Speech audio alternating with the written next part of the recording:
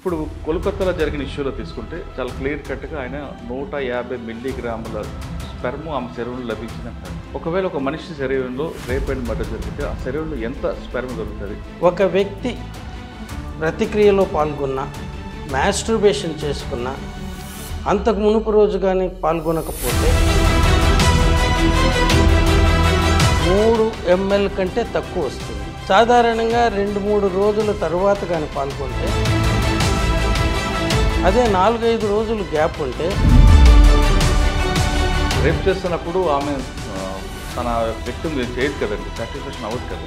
రేపు కానీ ఇంకేదన్నా కానీ అక్కడ స్పందించే ఆర్గాన్కు దీనికి సంబంధం లేదు. ఆమెకి ఇష్టం లేకుండా చేసినా కూడా ఆ శరీర అవయవాలు దానిలంతకవే స్పందిస్తాయి. అంటే మెదడుతో పని లేదు, మెదడుతో దానికి పని లేదు. లేడీస్కి యాక్చువల్గా జెంట్స్కి అయితే మెదడు సరిగా పని చేయకపోతే ఆ ఆర్గాన్. కోల్కతా డాక్టర్ గారు ఇచ్చిన స్టేట్మెంట్ ఇది మరో ప్రత్యక్ష కేసులాగా మారే అవకాశం ఉంది. ఏం మారడానికి లేదండి. ఇప్పటికే ఇండియాలో ఉండే కర్మ ఏంటంటే మన చట్టాలు ప్రపంచంలోనే బెస్ట్, అత్యుత్తమమైనవి. కానీ దాన్ని పాటించాల్సిన మాలాంటి వాళ్ళు చట్టాలు మార్చటం కాదు, ముందు మనం మారాలి.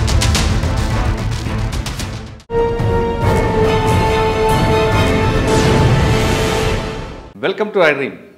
కోల్కతా ట్రైనీ డాక్టర్ రేప్ కేసులో వచ్చిన పోస్ట్ మార్టం రిపోర్ట్ దర్యాప్తు చేస్తున్న ఏజెన్సీకి ఛాలెంజ్గా మారనుందా? అవును అంటున్నారు వైద్య నిపుణులు. ఎందుకంటే ఆమె శరీరంలో దొరికిన 150 మిల్లీగ్రాముల స్పెర్మ్ అనేది ఒకరు కాదు, గ్యాంగ్ రేప్ జరిగిందంటూ బాధితురాల తల్లి ఇచ్చిన స్టేట్మెంట్ మేరకు ఒకరు కాదు ఎంతమంది చేసి ఉండొచ్చు అనే దర్యాప్తు చేస్తున్నారు ఏజెన్సీస్. అసలు ఒక మనిషి శరీరంలో అన్ని గ్రాములు దొరుకుతుందా? అసలు దొరికిన స్పెర్మ్ గ్రాముల్లో కొలుస్తారా? ఎలాగ దాన్ని ఐడెంటిఫై చేస్తారనే విషయాన్ని మనతో మాట్లాడడానికి ఉస్మానియా ప్రొఫెసర్ మన డాక్టర్ నారాయణ రెడ్డి గారు ప్రస్తుతం అంటున్నారు. ఆయన అడిగి చాలా విషయాలు తెలుసుకుందాం. సార్ నమస్తే అండి. నమస్తే అండి. మీరు ఉస్మానియా మెడికల్ కాలేజ్ ఫారెన్సిక్ పనిచేసినప్పుడు చాలా డెడ్ బాడీస్ మీరు పోస్ట్ మార్టం చేయించుంటారు. రేప్ కేసులు అవ్వచ్చు, అంటే రేప్ డెడ్ బాడీస్ కాకుండా రేప్ జరిగిన విక్టిమ్ని కూడా మీరు చూస్తుంటారు, లేడీ డాక్టర్ చేస్తుంటారు. కానీ రేప్ అండ్ మర్డర్ అయిన తర్వాత మీ దగ్గర ఆ టేబుల్ మీద చూస్తుంటారు. ఇప్పుడు కోల్కతాలో జరిగిన ఇష్యూలో తీసుకుంటే చాలా క్లియర్ కట్గా ఆయన 150 మిల్లీగ్రాముల స్పెర్మ్ ఆమె శరీరంలో లభించింది అంటారు. అంటే బహుశా 1.80 గ్రాములు అన్నారా ఏంటన్నా మనకు తెలియదు. ఒకవేళ ఒక మనిషి శరీరంలో రేప్ అండ్ మర్డర్ జరిగితే ఆ శరీరంలో ఎంత స్పెర్మ్ దొరుకుతుంది? స్పెర్మ్ అనేది ఎలా కౌంట్ చేస్తుంటారు? చేసిన తర్వాత దాన్ని ఎలా డివైడ్ చేసి డైని పంపిస్తుంటారు? ఇక్కడ మొదటిది ఆయన మిల్లీ లీటర్లు అండాన్ని పొరపాటున మిల్లీగ్రాములు అన్నాడు. 1000 మిల్లీగ్రాములు అయితే 1 గ్రాము. బంగారం కొనడానికి బంగారు షాపులకు పోయిన వాళ్ళు 1 గ్రామ్ కాయిన్స్ అని ఉన్నాయి పూజ కోసరం. సో అది ఎంత ఉంటుందో దాన్ని 1000గా డివైడ్ చేస్తే 1 మిల్లీగ్రామ్ అవుతుంది.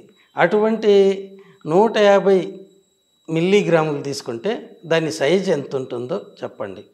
ఇక్కడ డాక్టర్ గారు పొరపాటున మిల్లీ లీటర్లు అనడానికి బదులు మిల్లీగ్రామ్ అన్నాడు. ఇది పొరపాటు ఎవరైనా చేస్తారు, నేను కూడా చేస్తూ ఉంటాను. పొరపాట్లు జరగటం అనేది పనిచేసే వాళ్ళు అది సహజ సిద్ధం. సో దాని గురించి తప్పులు పట్టాల్సిన అవసరం లేదు. రెండవది, ఒక వ్యక్తి ప్రతిక్రియలో పాల్గొన్న, మాస్టర్బేషన్ చేసుకున్న, అంతకు మునుపు రోజు కానీ పాల్గొనకపోతే అప్పుడు కేవలం 3 ml కంటే తక్కువ వస్తుంది. సాధారణంగా 2-3 రోజుల తర్వాత కానీ పాల్గొంటే 3 ml వరకు రావచ్చు. అదే 4-5 రోజులు గ్యాప్ ఉంటే 5 ml వరకు, మిల్లీ లీటర్లు అంటారు, అంత మాత్రమే వస్తుంది. రెండవది, రతిక్రియ సమయంలో వెజైనాలో లూబ్రికేషన్ ఫ్లూయిడ్ పుడుతుంది. బర్తోలిన్స్ గ్లాండ్స్ అని ఉంటాయి, అవి ప్రొడ్యూస్ చేస్తాయి. అది కూడా జిగటగా సెమన్ లాగానే ఉంటుంది. దానితో పాటు ఇది కలిసినప్పుడు ఈ రెండిటిని కంటితో చూసి మనం సపరేట్ చేయలేం. మామూలుగా ఈ క్వాంటిటీ ఏదైతే ఆయన మెన్షన్ చేశాడో అది రతిక్రీడలో ఆఖరికి వచ్చే టైంలో ఆమె కానీ సాటిస్ఫై అయితే అప్పుడు ఎక్కువగా సెక్రెట్ అవుతుంది. ఆ ఫ్లూయిడ్ను చూసి అతను సెమన్ అనుకొని పొరపడ్డాడు. అది నా అభిప్రాయం. ఒకవేళ రేప్ చేస్తున్నప్పుడు ఆమె తన యొక్క వ్యక్తి చేయదు కదండి, సాటిస్ఫాక్షన్ అవ్వదు కదా. రేపు కానీ ఇంకేదన్నా కానీ అక్కడ స్పందించే ఆర్గాన్కు దీనికి సంబంధం లేదు. అక్కడ టచ్ చేసినప్పుడు మీకు అది వస్తుంది. సో అది దానికి ఎలాంటి సంబంధం లేదు. ఇప్పుడు చాలా అందుకే ఫోర్ ప్లే అంటారు. ఫోర్ ప్లే ఏమిటంటే ఆమెను దారిలోకి తెచ్చుకోవడానికి అక్కడ అది ప్రొడ్యూస్ చేసేంత వరకు వీడు ఆర్గాన్ని దాని వెజైనాలోకి పెట్టాడు. ఎందుకంటే మంట పెడుతుంది, నొప్పి పెడుతుంది. కాబట్టి అంతవరకు వాడు ఇవి చేసిన తర్వాతనే అది లూజ్ అవుతుంది వెజైనల్ వాల్స్. తర్వాత ఈ ఫ్లూయిడ్తో అది లూబ్రికంట్గా పనిచేస్తుంది. మేల్ ఆర్గాన్ ఈజీగా పోతుంది. ఇది ఆమెకి ఇష్టం లేకుండా చేసినా కూడా ఆ శరీర అవయవాలు దాంట్లంతకు అవే స్పందిస్తాయి. ఓకే, అంటే మెదడుతో పని లేదు. మెదడుతో దానికి పని లేదు లేడీస్కు. యాక్చువల్గా జెంట్స్కి అయితే మెదడు సరిగా పని చేయకపోతే ఆ ఆర్గాన్ గట్టిపడదు, నిల్చోదు. అంతేగాని లేడీస్ అందుకే ప్యాసివ్ ఏజెంట్స్ అంటారు సెక్స్లో. వాళ్ళకి ఇష్టం లేకున్నా సెక్స్లో పాల్గొంటారు. ఈ రకమైన వెజైనా నుంచి స్పందన దానంతకదే వస్తుంది. సార్, అంటే రేప్ చేయకుండా మామూలు ఇద్దరి మధ్యన అంగీకారంతో పాల్గొంటే ఏమి ఎంత వస్తుందండి? అంగీకారంతో పాల్గొన్నా ఆమె అంగీకారంతో లేకపోయినా అది వచ్చేది అంతే వస్తుంది. దానికి సంబంధం ఉండదు. ఒకవేళ మీ దగ్గరికి ఇటువంటి కేసు చాలా వచ్చి ఉంటాయి.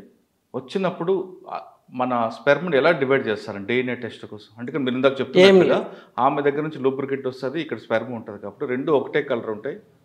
కాబట్టి రెండు ఎలా డివైడ్ చేస్తారు? దాన్ని డివైడ్ చేసేది ఏమి ఉండదు. ఇక్కడ ఒక స్వాబ్ తీసుకుంటాము.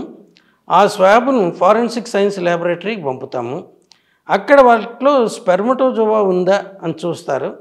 స్పెర్మటోజోవా అంటే దాంట్లో DNA ప్రొఫైల్ తీసుకుంటారు. ఆ DNA ప్రొఫైల్ను వీడి DNA ప్రొఫైల్తో కంపేర్ చేస్తారు. వీడి DNA ప్రొఫైల్కి కూడా చాలా ఈజీ. ఒక స్వాబ్ తీసుకొని లేకపోతే గ్లాస్ది మొద్దుగా ఉండేది పక్కన నుంచి ఇలా అని దాని నుంచి పంపితే ఈ మన సెల్లో శరీరంలో ఉండే జీవకణాల్లో ప్రతి కణంలోన 46 క్రోమోజోమ్స్ ఉంటాయి. ఆమెలో మాత్రం ఇది స్పెర్మ్లో కానీ ఆ స్త్రీ యొక్క అండములో కానీ కేవలం 23 ఉంటాయి. ఆ 23 కలిస్తే 46 క్రోమోజోములతో మొదటి పిండం ఏర్పడుతుంది. అది డివైడ్ అయ్యి దీంట్లో ఉంటుంది. కాబట్టి దీంట్లో ఎంత అనేది ఏమి ఉండదు. వీళ్ళు చూసేది ఆ స్పెర్మ్ ఏమన్నా ఉందా, ఆ స్పెర్మ్లో ఉన్నటువంటి DNA అనేది క్రోమోజోమ్స్లో ఉండేది. అది క్రోమోజోమ్స్ వేరు, క్రోమోజోమ్ లోపల ఉండేది DNA. వీటిని ఇతని యొక్క వేరే సెల్ న్యూక్లియస్ DNA నుంచి కంపేర్ చేస్తారు. అవన్నీ యాజ్ ఇట్ ఈజ్గా కానీ మ్యాచ్ అయితే అది అతని సెమననే గుర్తిస్తారు. అది DNA టెస్ట్. కాబట్టి దీంట్లో ఈ టెస్టులు చేస్తే ఇమీడియట్గా ఆ స్వాబ్ తీసుకొని వాడేనా కాదా అనేసి కన్ఫర్మ్ అయిపోతుంది. ఏమి టెస్ట్ చేయకపోయినా కూడా. అంటే ఒకరు కాకుండా గ్యాంగ్ రేప్ జరిగింది అనుకోండి, అప్పుడు ఎక్కువ మంది DNA కనపడుతుంది. అంటే అక్కడ స్పెర్మ్ అంత ఉంటుంది అంటారా? ఎవరి స్పెర్మ్ వాళ్ళది వస్తుంది. అదే దాంట్లోనే లోపల ఉంటుంది. ఆ DNAలో వీళ్ళకు అందరిది వస్తుంది. సో మల్టిపుల్ మేల్ DNA వస్తుంది. మేల్ DNAని ఎట్లా గుర్తిస్తారంటే అది Y క్రోమోజోమ్ కానీ ఉంటే వాళ్ళు పరీక్ష చేసిన వాటిల్లో అది కానీ ఉంటే మేల్ DNA అంటారు. లేకపోతే వాళ్ళకు కూడా మేల్కి కూడా XX ఒకటి ఉంటుంది, అది ఫిమేల్కి సంబంధించింది. XY అని ఉంటుంది. XX క్రోమోజోమ్ కానీ పరీక్ష చేస్తే చేయలేరు. కానీ ఇతని దగ్గర నుంచి చాలా ఇవి తీస్తారు. కాబట్టి మల్టిపుల్ స్పెర్మ్స్ నుంచి ఈ DNA ప్రొఫైల్ చేస్తారు. కాబట్టి దాంట్లో Y క్రోమోజోమ్ కనపడుతుంది. అన్నీ XX ఉండవు. ఒక దాంట్లో X ఉంటుంది, ఒక దాంట్లో Y మాత్రమే ఉంటుంది. ఎందుకంటే 46/23 కదా అయ్యేది.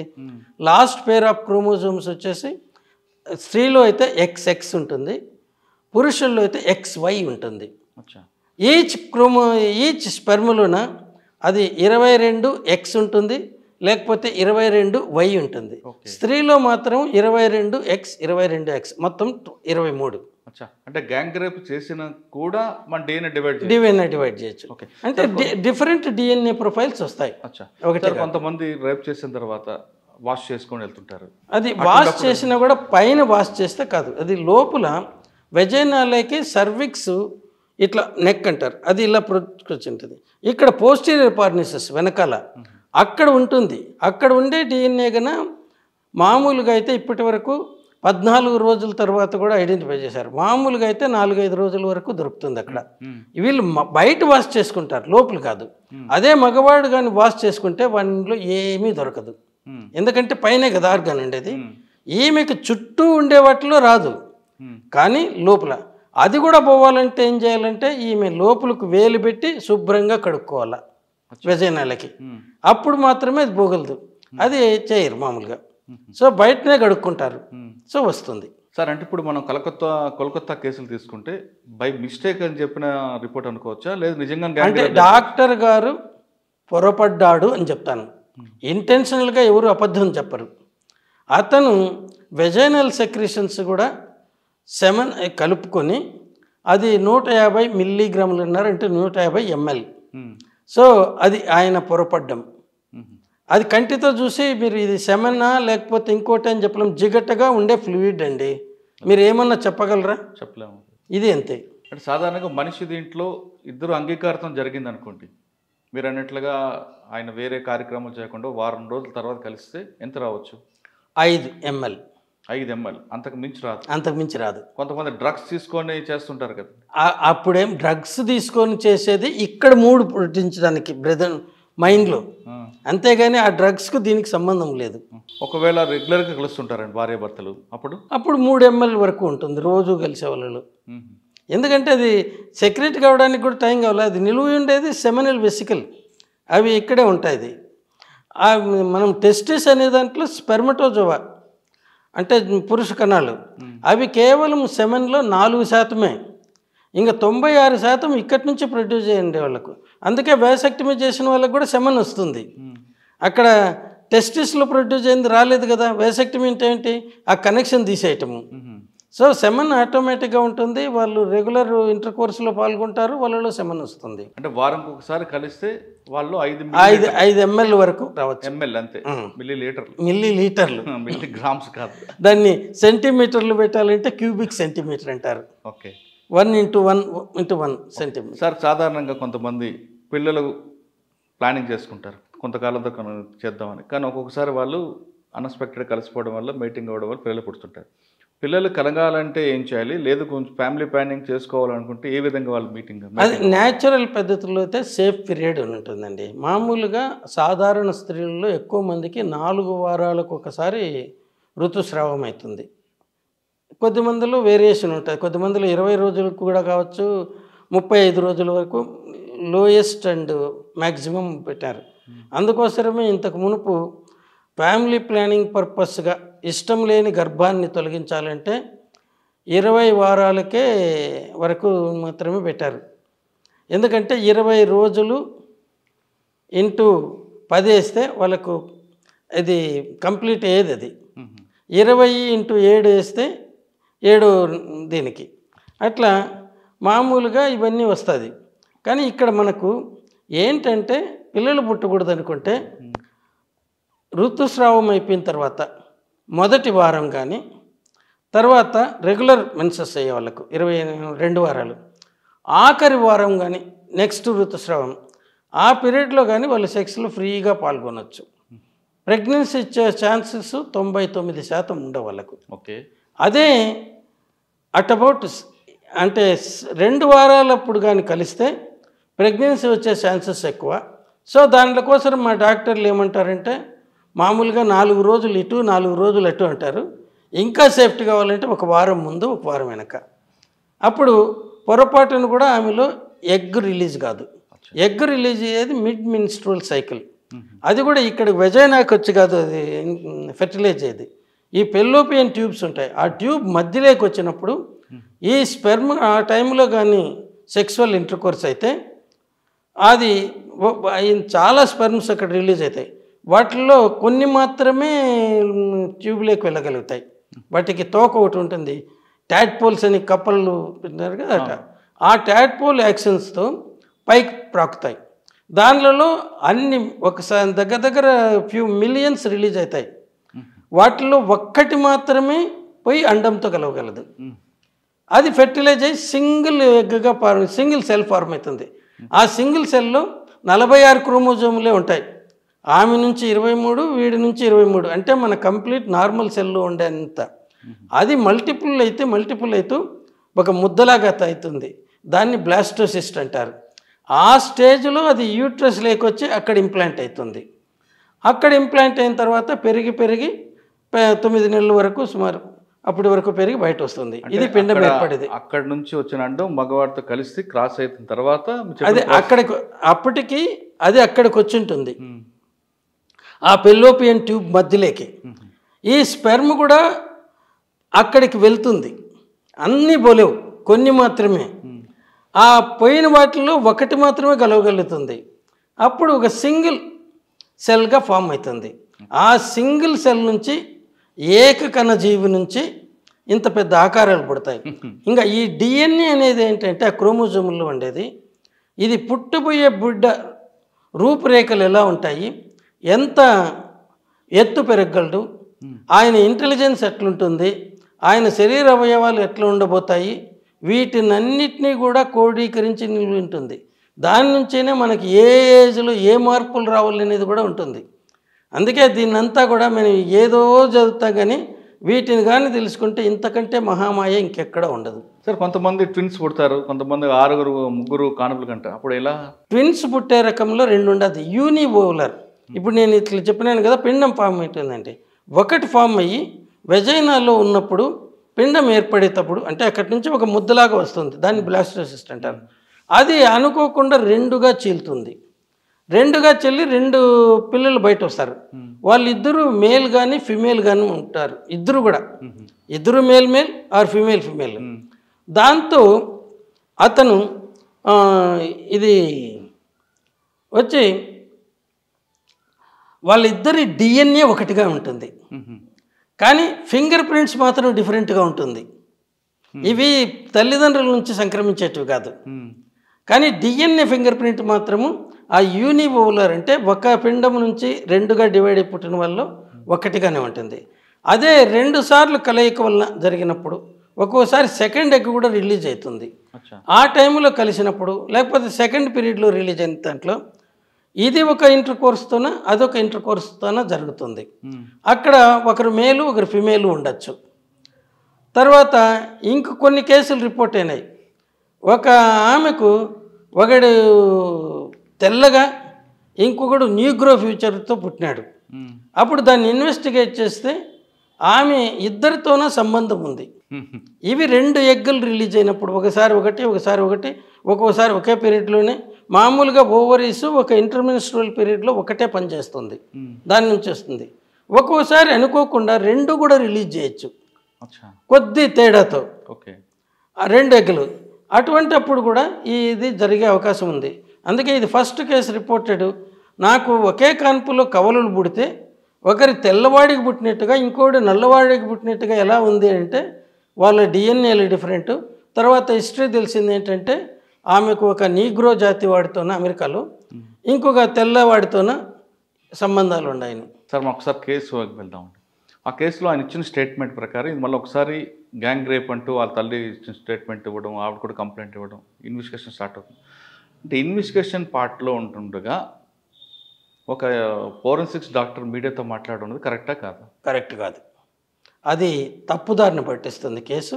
ఒకసారి మాట నోటి నుంచి బయట వచ్చిన తర్వాత ఎవరికి వచ్చినట్టుగా వాళ్ళు దాంతో ఆడుకుంటారు, వాళ్ళ ఓన్ స్టోరీలు సృష్టించుకుంటారు. ఆ కథలు ఇప్పుడు ఏంటంటే మనకు తెలుసు కదా, ఇది వాట్సాప్ ఇంకోటి చక్కర్లు కొడుతూ ఉంటారు.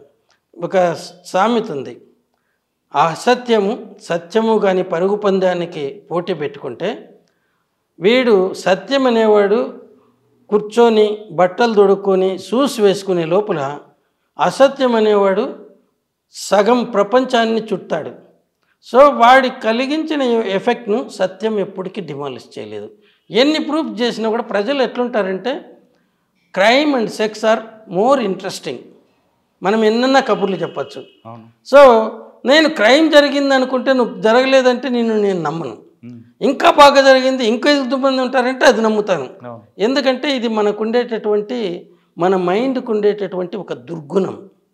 మీరు చెప్పండి ఎంతన్నా చేసి సైంటిఫిక్ ప్రూఫ్, దానికోసమని వీటిలో ఒక సామెత ఉంది, 1 ounce of circumstantial evidence is more worth than a ton of oral evidence అన్నారు ఈ కంట్రీలో, ఇండియాలో. ఎందుకంటే మనం చిన్నప్పటి నుంచి అసత్యాలను నమ్మటం, అసత్యాలు మాట్లాడడంలో నుంచి పెరిగాం. సో దీంట్లో మనము అసత్యం వితౌట్ ఎనీ హెజిటేషన్ మాట్లాడతాం.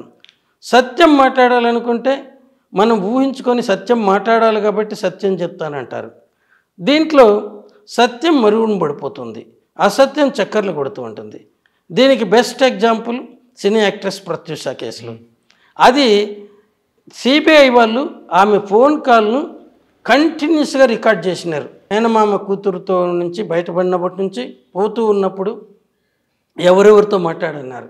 వాళ్ళ దీని ప్రకారము 6:30కు ఒకసారి వాళ్ళ తల్లికి ఫోన్ చేసి జయం పిక్చర్లో హీరోయిన్ పాత్ర వచ్చిందని చెప్పింది.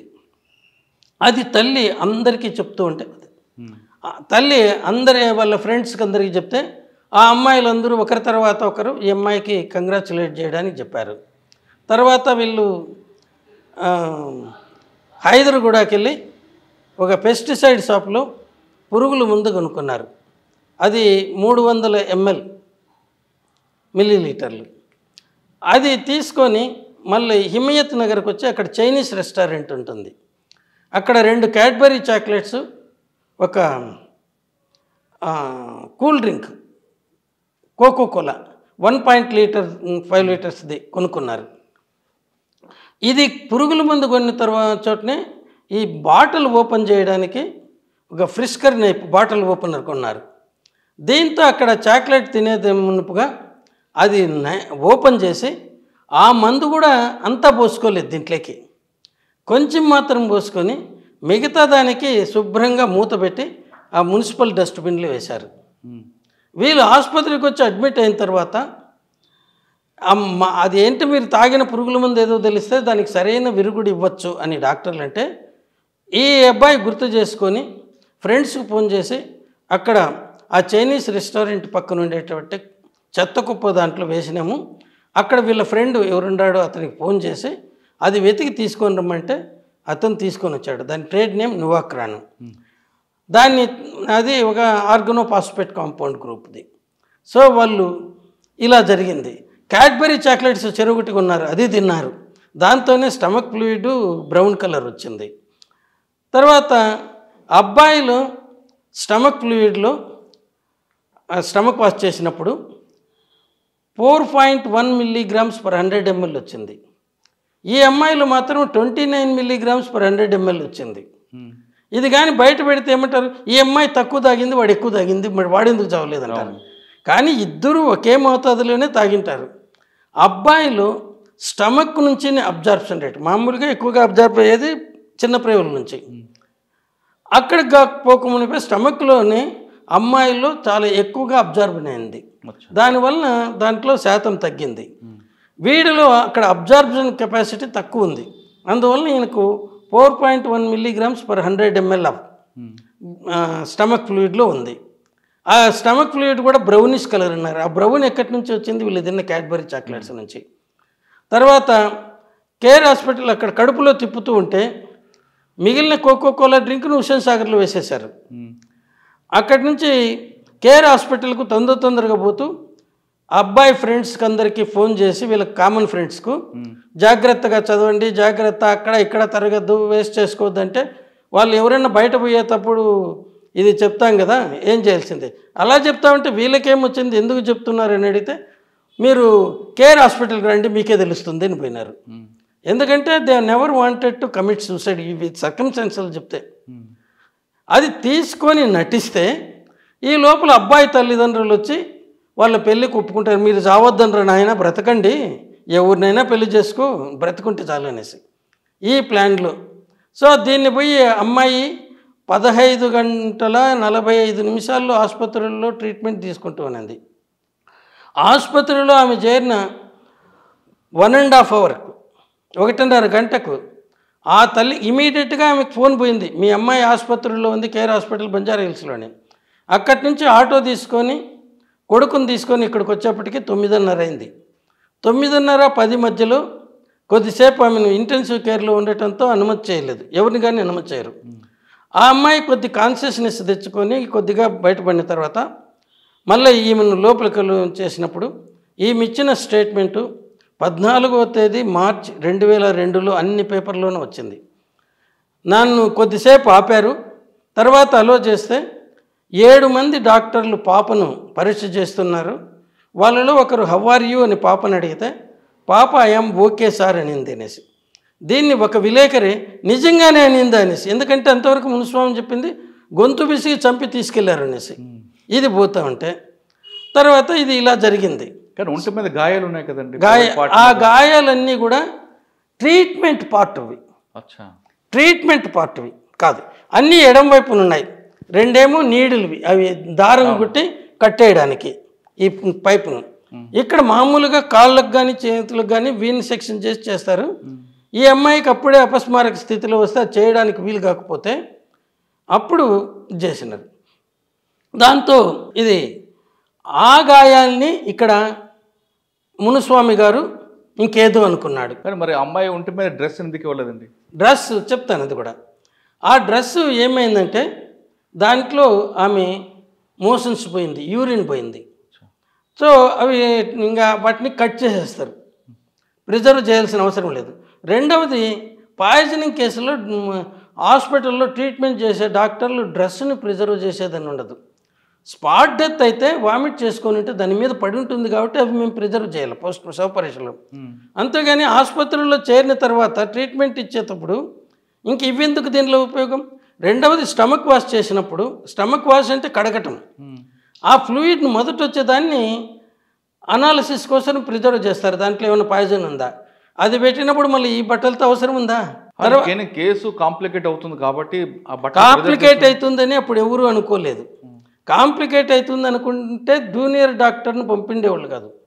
అప్పుడున్న head of the department Rajagopal Reddy గారు ఆ రోజు డ్యూటీలో ఒక జూనియర్ డాక్టర్, అంటే ఆయనకు అప్పుడే పోస్ట్ గ్రాడ్యుయేషన్ చదువుతా ఉంటే టూర్ పోస్ట్ ఇచ్చినాడు, ఆయన పంపిండేవాడు కాదు. కాంప్లికేట్ అవుతుంది అనుకుంటే సీనియర్ డాక్టర్ చచ్చినట్టుగా రావాలి, ఇష్టం ఉన్నా లేకపోయినా. సో దీన్ని మామూలు పాయిజనింగ్ కేసు అనుకొని పంపారు. అందులోనే ప్రత్యూష అని వాళ్ళకి తెలియదు, ఏదో ఒక పాయిజనింగ్ కేసు. ప్రత్యూష అని తెలిసింటే ఫారెన్సిక్ మెడిసిన్ డిపార్ట్మెంట్లో ఉండే వాళ్ళంతా, అప్పుడు బషీర్బాగ్లో ఉంది, వాళ్ళందరూ పోయి సికింద్రాబాద్లో అప్పుడు ఉండేది, ఇప్పుడు ప్రజెంట్ ప్లేస్లో కాదు, అందరూ అక్కడికి వెళ్ళిందరు.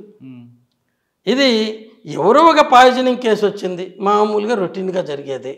ఎంబీబీఎస్ డాక్టర్ చాలు. ఆ కేసులో మునుస్వామి గారి స్టేట్మెంట్ కేసు మలుపు తిప్పింది. మునుస్వామి గారు ఆ రోజు వచ్చిన సమాచారం అంటే ఆయన ఇంకిద్దరు డాక్టర్లు సికింద్రాబాద్లో ఈ ఆర్మీ హాస్పిటల్లో డ్రింక్స్ దొరుకుతాయేమో, అక్కడున్న ఇన్స్పెక్టర్ కొనిస్తానని చెప్తే అతని దగ్గరికి మునుస్వామి గారి కారులో పోయినారు. పోతే ఆ ఇన్స్పెక్టర్ రాకపోతే తిరిగి వస్తూ ఉన్నారు. అప్పుడు గాంధీ హాస్పిటల్కి పోవాలంటే ఆ కాలంలో ఆ మోండా మార్కెట్ దాని పక్క నుంచి బొమ్మల మార్కెట్ దగ్గరనే కంపుగొట్టే మా మార్చిడి ఉండేది. అక్కడ పోతూ ఉన్నప్పుడు విలేకరులు ఇట్లా సినీ యాక్ట్రెస్ ప్రత్యూష పోస్ట్ మార్టం జరుగుతుందంటే అనుకోకుండా అక్కడ పోయినాడు. అక్కడి నుంచి బయట పోతూ పోతూ విలేకరులతో ఆమెను గొంతు పిసికి చంపినారు అని పోయినాడు. అప్పుడు ఈటీవీ వాళ్ళు తేజ టీవీని ఉండేది, వాళ్ళకు ఆయనకు తీసుకెళ్ళి పార్టీకి కూర్చున్నారు. అక్కడ ఈయన ఏదేదో చెప్పినాడు. ఆ రోజున తేజ టీవీలో సాయంత్రం 8 గంటలకు ప్రియుడితో కలిసి విషం చేయించి చనిపోయిన ప్రత్యూష మృతదేహానికి వాళ్ళ సొంత ఊళ్ళో భువనగిరి దగ్గర అంత్యక్రియలు జరిగినాయి. మళ్ళీ 10 గంటలకు ఒక న్యూస్ వచ్చేది, దాంట్లో ఇప్పుడే అందిన వార్త ఆమెది ఆత్మహత్య కాదని, హత్య అని, ఒకరికంటే ఎక్కువ మంది ఆమెను మానభంగం చేసి గొంతు బిసికి చంపినారని శవ పరీక్ష చేసిన మునుస్వామి గారిని చెప్పినారు అనేసి. నెక్స్ట్ డే నాడు వీళ్ళు పోస్ట్ మార్టం రిపోర్ట్లో ఎక్కడ కానీ ఈ విషయాలు లేవు. ఈవెన్ శమన్ చూసినట్టు కానీ అక్కడేమీ ఇంజురీస్ నథింగ్ పర్టికులర్ అని రాసినారు. నథింగ్ పర్టికులర్ అంటే ఏమీ లేదని మానం దగ్గర. ఆయన ఆ రిపోర్టు తీసుకెళ్ళి గాంధీ మెడికల్ కాలేజ్ బషీర్బాగ్ నుంచి సికింద్రాబాద్ మోండా మార్కెట్ దగ్గర ఉన్నటువంటి మార్చరీ దగ్గరికి వెళ్ళి అక్కడ పోలీసు వాళ్ళని అక్కడికి రమ్మని వాళ్ళకి రిపోర్ట్ ఇచ్చి ఉన్నాడు. అది కూడా తేజ టీవీ వాడు తీసుకున్నాడు. ఇది జరిగి కొద్ది కాంప్లికేట్ అయినప్పుడు ఈటీవీ అతను వచ్చి, సార్ ఆ రోజు మునిస్వామి గారు చెప్పినవన్నీ కానీ మేము కానీ బయట పెట్టింటే మీరందరూ కూడా తల దించుకొని ఉందరు అన్నాడు. ఏమంటే వద్దులేండి సార్, ఆ మాటలు చెప్పకూడదు అన్నాడు. ఇది జరిగింది. ఈమె ఈ మధ్య ఇచ్చిన ఒక స్టేట్మెంట్, ఒక వీళ్ళకు ఇంటర్వ్యూలో తనకు ఫోన్ వచ్చింది, మీ పాప ఆసుపత్రిలో జాయిన్ అయినారు అని తను చూసినానని కారు దిగుతూ ఉంటే అన్నాడు. ఈమె నమ్మలేదు, ఎందుకంటే ఇప్పుడే తేజ హాస్పిటల్ ఆఫీసు పోతున్నాడు. అది సిబిఐ ఇన్ఫర్మేషన్ ప్రకారం 7:18 మదర్కు ఈమె ఫోన్ చేయటం, ఈమె రిప్లై ఇవ్వటం. సో అది చెప్తామనంటే ఈయన ఆమెకు ఫోన్ చేసింది 7:45 8 గంటలకు. అంటే మీరు మొత్తం మీద స్టడీ చేశారు కాబట్టి, అంటే నేను ఉన్నాను కాబట్టి నా మీద ఆరోపణలు వచ్చినాయి కాబట్టి మనం అన్నీ చూసుకోవాలి కదా. కరెక్టే సార్. అది అంటే రిపోర్ట్ కూడా చెప్పేది అది క్లియర్ కట్గా సూసైడ్. అవును, అందులో గ్యాంగ్ రేప్ కానీ అసలు ఏది లేదు. ఈవెన్ సెషన్స్ కోర్టు ఇచ్చిన జడ్జిమెంట్ కాపీ నా దగ్గర ఉంది. దాంట్లో ఉండే విషయాలే నేను చెప్తున్నాను. కాబట్టి ఒక డాక్టర్ గారు ఇటు స్టేట్మెంట్ ఇవ్వడం వల్ల కేసు తారుమారు అవుతుంటారా? అవుతుంది. డాక్టర్ చెప్తే అందరూ నమ్ముతారు. అందులోనే శవ పరీక్ష చేసిన డాక్టర్ చెప్తే ఇంకెవరు అతన్ని సస్పెక్ట్ చేయరు. కానీ కర్మ ఏంటంటే ఇప్పుడైతే కొద్ది మెడికల్ కాలేజెస్ ఎక్కువ రావటం వల్ల యంగ్ డాక్టర్స్ జాయిన్ అవుతున్నారు. అప్పుడైతే ఏ సబ్జెక్టులోన పీజీ సీటు రాని వాళ్ళు కొన్ని వేల మంది మాకు ఏది వద్దు, ఎంబీబీఎస్ డిగ్రీ చాలు అనుకునే వాళ్ళు అనాటమీ, ఫిజియాలజీ, ఫార్మకాలజీ, ఫారెన్సిక్ మెడిసిన్కు ఆప్ట్ చేసేవాళ్ళు. అప్పటికి కూడా ఇవి ఖాళీలు వెళ్ళిపోయేటివి. ఫారెన్సిక్ మెడిసిన్ ఎక్కువ మంది దేనికి చూస్ చేసేవాళ్ళు అంటే అటువంటి వాళ్ళలో ఇదైతే సబ్జెక్ట్ చిన్నది, ఈజీగా పాస్ చేస్తారని. అనాటమీ, ఫిజియాలజీ, ఫార్మకాలజీ బుక్లు పెద్దగా ఉంటాయి, వాటిని చూసి భయపడేవాళ్ళు. ఇలాంటి రకాలు వస్తాయి. సో వీటిల్లో ఆఖర్లు లైన్లో నిల్చున్న వాళ్ళు వస్తారు, మధ్యలో ఇంతమంది వదిలేస్తే. సో మీరు ఏదన్నా కానీ మీ భార్యకి కుళ్ళిపోయిన కూరగాయలు, పాడైపోయిన బియ్యము, ముగ్గిపోయిన బియ్యం తీసుకెళ్ళి అందులో పాడైపోయిన నూనె తీసుకెళ్ళి ఇస్తే దీంట్లో నుంచి మంచి వంట చేసి పెట్టాలంటే ఆమె ఏదో సతీ అనసూయ రాళ్ళతో చేసిందట. ఈ పవర్స్ వీళ్ళకి లేవు కాబట్టి ఇది వస్తుంది. మా వాళ్ళలో కూడా అంతకుముందు 5 సీట్లే ఉండేటి మొత్తం పీజీ కోర్సు కాలంలో. అంటే ఎందుకు పనికిరాని వచ్చేవారు అప్పుడు. అదే నేను చెప్తున్నాను కదా, పీజీ కోర్సులో మొత్తం రాష్ట్రానికి కలిసి 5 సీట్లు ఉండేటివి. ఉస్మానియాలో 2, గాంధీలో 1, కాకతీయ మెడికల్ కాలేజీలో 1, వరంగల్ ఇది ఆంధ్ర మెడికల్ కాలేజ్ వైజాగ్ 1, తక్కిన కాలేజీల్లో లేవు. ఈ 5ను స్టేట్ వైడ్, ఇది దీనికి లోకల్ రిజర్వేషన్ లేకుండా పెట్టిన. అవి కూడా ఒకరిద్దరు పీజీ స్టూడెంట్సే వచ్చేవాళ్ళు, మిగతా 3 కలిపి. అంటే ఇంత పెద్ద రాష్ట్రానికి దాంట్లో చేరడానికి 5 మంది దొరికేవాళ్ళు కాదు. సో ఈ పరిస్థితుల్లో మీరు ఇంకా క్వాలిటీని గురించి దీన్ని చూసే 1958లోనే ఇక్కడ క్వాలిటీ పెంచాలంటే మంచి ఇన్సెంటివ్స్ తీసి డాక్టర్లు యంగ్గా ఉండే డాక్టర్లు దీంట్లోకి తీసుకుంటే ఇక్కడ అభివృద్ధి చెందుతారంటే ఈ రోజు వరకు ఇలాంటి యాక్షన్ లేదు, స్పందన. ఈవెన్ మెడికల్ కౌన్సిల్కి ఇచ్చిన రిపోర్ట్లో కూడా అదే ఉంది. ఓకే, ఇది సో ఇది తప్పు చేసి మెడికల్ కౌన్సిల్ది, రాష్ట్ర ప్రభుత్వాలది. సార్ ఫైనల్గా కోల్కతా డాక్టర్ గారు ఇచ్చిన స్టేట్మెంటు చూస్తుంటే వింటుంటే ఇది మరో ప్రత్యక్ష కేసులాగా మారే అవకాశం ఉందంటారా? ఏం మారడానికి లేదండి. ఇప్పటికే డిఎన్ఏ ప్రొఫైలింగ్ అయిపోయింది అలా. ఎందుకంటే ఇది 9వ తేదీ జరిగింది. అంటే ఆ కేసులాగా ఏమైనా మిస్టరీగా ఉంటుందంటారా? చెప్పారండి, డిఎన్ఏ ప్రొఫైల్కి పంపాలా. State government forensic science laboratory in Kolkata is one of the best laboratories in the country. తర్వాత సిఎఫ్ఎస్ఎల్ ఉంది, central forensic science laboratory, Srinagar, కోల్కతాలో. అది మన హైదరాబాద్ సెంట్రల్ ఫారెన్సిక్స్ ల్యాబొరేటరీ కంటే గొప్పది, అన్ని ఫెసిలిటీస్ ఉండేటివి. ఇప్పుడు సిబిఐకి ఇచ్చాడు 2 రోజుల నుంచి. సిబిఐ వాళ్ళు ఇమీడియట్గా ఇది తీసుకెళ్ళి అక్కడ ఇవ్వాలా, అదే సమయంలో స్టేట్ ఫారెన్సిక్ సైన్స్ ల్యాబొరేటరీలు కూడా ఇవ్వాలా. ఎందుకంటే కంపేర్ చేసుకోవడానికి. ఇది సెకండ్ ఒపీనియన్ కాదు, 2 దీంట్లో ఏమొస్తుంది దాంట్లో ఏమొస్తుంది అనేది చూసుకుంటే అంటే కరెక్ట్గా వస్తుందా లేదా. ఒకే దాన్ని 2 సార్లు చేస్తే 2 రకాలుగా రావచ్చు, అది ఏదన్నా కానీ. అటువంటి ఫాల్ట్ని వేరు చేయండి. ఈవెన్ కెమికల్ అనాలిసిస్గా ఒరిజినల్గా ఉండేది ఏంటంటే ఈ కెమికల్ అనాలిసిస్కు పంపిన మెటీరియల్ను ఎంటైర్ మెటీరియల్ను ఫారెన్సిక్ సైన్స్ ల్యాబొరేటరీ యూజ్ చేయదు. కొద్ది ఉంటే అది సీల్డ్ బాటిల్లో ఉంటుంది. ఈ పోలీసుల నుంచి కేసు క్లోజ్ చేసినారని తెలిసి అప్పుడే డిస్ట్రై చేస్తారు. ఎందుకంటే సెకండ్ ఒపీనియన్ కావాలంటే ఈ బాటిల్ను తీసుకుని ఇంకో ల్యాబొరేటరీలో ఈ ప్రొవిజన్స్ అన్నీ చట్టాల్లో ఉన్నాయి.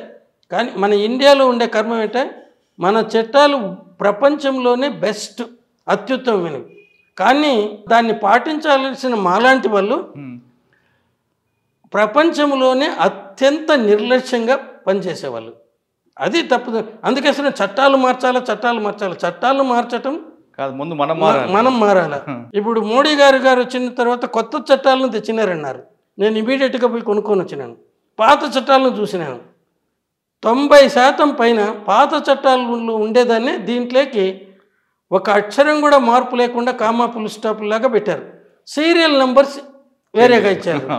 అక్కడ ఒకే దాంట్లో 376 ABCD అని ఇచ్చింటే ఒక్కొక్క దానికి ఒక్కొక్క నెంబర్ ఇచ్చారు సపరేట్గా. ఇలా ఉన్నాయి. సో అట్లా చేశారు. కానీ దీనికి కొత్త చట్టాలను పెట్టిండకూడదు. అంటే సిబిఐ వాళ్ళు కరెక్ట్గా ఇన్వెస్టిగేషన్ చేస్తే కేసు బ్రేక్ త్రూ 10 రోజుల్లో మొత్తం అయిపోతుందండి. సర్కమ్స్టాన్షియల్ ఎవిడెన్స్ ఈరోజు మమతా బెనర్జీ గారు ఇచ్చినారు. 3 రోజుల్లో కంప్లైంట్ చేయండి. 3 రోజుల కంటే ఎక్కువ అవసరం లేదు వాళ్ళకు. ఎందుకంటే అంతా తెలుసు అక్కడ ఆ రోజు ఎవరెవరు ఉండింటారనేది. అంటే ఒక్కరా గ్యాంగ్ అనేది క్లారిటీ వస్తుంది. అది రాకపోయినా వారం రోజుల లోపల DNA టెస్ట్ తెప్పించుకోవచ్చు. అదేం పెద్ద ఇది కాదు. వీళ్ళు ఎన్న కబుర్లు చెప్పచ్చు సైంటిస్టులు. వారం లోపల వాళ్ళు తెచ్చుకోవచ్చు. అది వస్తే వారం లోపల తెలిసిపోతుంది ఒకరుండారా 10 మంది ఉండారా లేదా అనేసి. దానికోసం ఈ లోపల ఈ మీడియాలో ప్రతి ఒక్కరు దాన్ని ఏంటండి ఇది పెడతారు యూట్యూబ్. ఈ యూట్యూబ్లు ఎవరికి వాళ్ళు చేసుకునేది కూడా వచ్చింది ఇప్పుడు. Social media. సో అవి సోషల్ మీడియాలో చక్కర్లు కొడుతూ ఉంటాయి. ఇప్పుడు మీరు ఒకటి పెట్టారనుకోండి, దీన్ని 10 మంది ఫార్వర్డ్ చేస్తారు. అట్లే నేను చెప్పాను అనుకోండి, నన్ను బండబూతులు తిడుతూ 100 మంది పెడతారు. వీటన్నిటికీ మనం ఇమ్యూన్ కాలేకపోతే ఈ దీంట్లో ఉండలేము. పోలీసు వాళ్ళు కానీ, మెడికో లీగల్ వర్క్ చేసే డాక్టర్లు కానీ, మెజిస్ట్రేట్లు, జడ్జిలు కానీ ఇటువంటి వాటిని పట్టించుకోకుండా మందమైన చర్మంతో ఉండేవాళ్ళుగా తయారు కావాలి. ఎందుకంటే మనం చెప్పాల్సిన సత్యం. ఎవరు ఏమనుకుంటే మనకు సంబంధం లేదు. మనం అప్పుడు తెలుసుకోవాల్సింది ఇంకోటి మాట్లాడితే రోడ్డు మీద పోయేటప్పుడు ఎన్నో కుక్కలు మురుగుతాయి, ప్రతి నోరు మూయించలేము. ఇది కూడా వాడికి ఎవరికైనా డౌట్ ఉంటే ఏమైంటుందా లేదా, ముందు 150 మిల్లీగ్రాములు కొలవటం వీలవుతుందా? నువ్వు బంగారు షాపు పోయినా 1 గ్రామ్ గోల్డ్ కాయిన్ అడుగుతావు పూజకు, అంతేగాని 10 మిల్లీగ్రాములది 100 మిల్లీగ్రాములది అడగవు. సో ఇక్కడ ఎంఎల్ 150 ml అంటే మనకు సాధారణంగా టీ తాగే కప్పు ఉంటుంది కదా, దాని పరిమాణం పెద్ద కప్పులది. టీ తాగేటి 2 కప్పులు వచ్చినాయి ఇప్పుడు ఈ మధ్య. 100 mlది కూడా దీని పోతే దాని రేటు వేరు, దీని రేటు వేరు అనేసి. ఆ చిన్న కప్పు కాకుండా మామూలుగా పెద్దగా నార్మల్గా ఇచ్చే కప్పు, దాని పరిమాణం వచ్చేసి 150 ml. మనం నీరు తాగే గ్లాస్ ఇంతకుముందు మీకు ఇచ్చాను కదా, అది 200 ml. పెద్ద గ్లాసు 250 ml.